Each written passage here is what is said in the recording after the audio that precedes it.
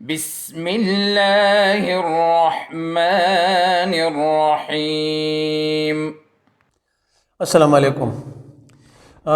آگے بڑھتے ہیں بچے، اس ٹاپک یعنی اسلام میں گداگری کی مذمت۔ پچھلے لیکچر میں ہم نے اس کے مصنف کے حوالے سے اس کا مختصر سا تعارف آپ کے سامنے پیش کیا تھا۔ اب آگے بڑھتے ہیں اس سبق یعنی اسلام میں گداگری کی مذمت، اس کا مرکزی خیال یا لب لباب یا جس کو بیسک تھیم کہتے ہیں وہ آپ کے سامنے پیش کرتے ہیں۔ تو آپ کی توجہ لیکچر کی طرف ہونی چاہیے۔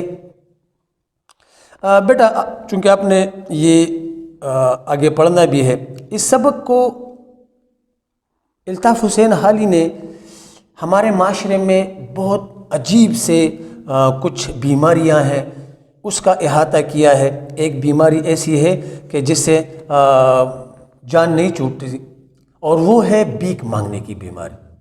آپ نے دیکھا ہوگا آپ کے گرد و نواح میں بہت عجیب لوگ ہوتے ہیں، پیشہ ور بھکاری بن جاتے ہیں جو مستحقین تک پھر حق نہیں پہنچ پاتے ان لوگوں کی وجہ سے۔ لہٰذا اس سبق میں، اس ٹاپک میں الطاف حسین حالی نے اس چیز کو موضوع بنایا ہے کہ ہمارے معاشرے کی ایک سنگین برائی کی نشاندہی کی ہے، اور وہ بیماری کیا ہے؟ بھیک مانگ، جو نہ صرف اس دنیا میں ذلت و رسوائی کا باعث بنتا ہے۔ بھیک مانگنا اس دنیا میں بھی بندے کو ذلت اور رسوا کر دیتا ہے، بلکہ آخرت میں بھی جہنم رسید کر لیتا ہے، جہنم میں ڈال دیتا ہے۔ کیوں؟ کیونکہ اللہ سوال کرنے پر بہت ناراض ہوتا ہے، بہت ہی زیادہ ناراض ہوتا ہے۔ اسلام نے گداگری یعنی بھیک مانگنے کو حرام قرار دیا ہوا ہے۔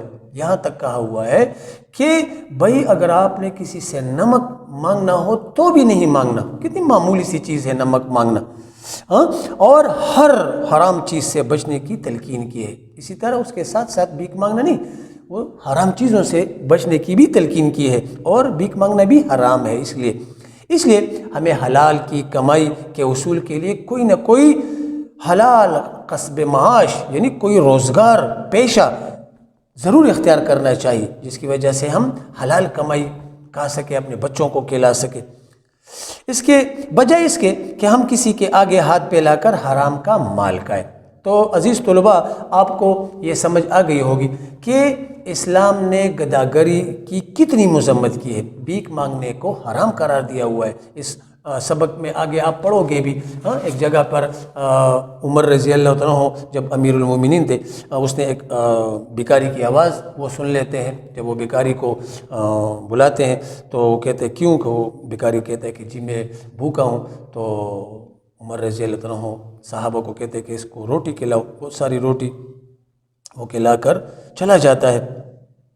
جب تھوڑی دیر بعد اس کی آواز پھر آتی ہے تو عمر رضی اللہ عنہ چونکہ جلالی صحابی تھے، اس نے ان کو بلایا کہ بھائی ادھر آؤ، یہ تو ابھی تک ہم نے آپ کو کھانا کھلا کر رخصت کر دیا نا، پھر آپ کہاں پہ بھیک مانگ رہے ہو؟ جب اس کی جولی کو کھولا تو بہت ساری سوکھی روٹیوں سے تازہ روٹیوں سے بھری ہوئی تھی۔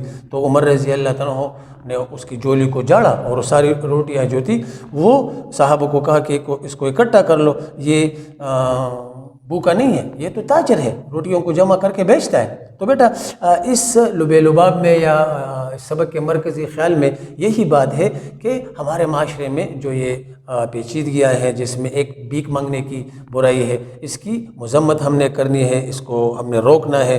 معاشرے میں جتنے بھی مستحقین لوگ ہیں ان کو وہ چیز پہنچانی ہے تاکہ یہ غیر مستحق لوگ سے ہم کنارہ کش ہو جائے اور مستحقین تک وہ حق پہنچ جائے۔ تو امید ہے آپ کو یہ اس کا مرکزی خیال یا لب لباب سمجھ آ گیا ہوگا۔ آپ کا یہی ہوم ورک بھی ہوگا، آپ نے اس کا مرکزی خیال لکھنا ہے، اور آپ نے پھر اس کو واٹس ایپ گروپ میں شیئر کر لینا ہے۔ والسلام۔ اللهم انفعنا بما علمتنا وعلمنا ما ينفعنا وزدنا علما۔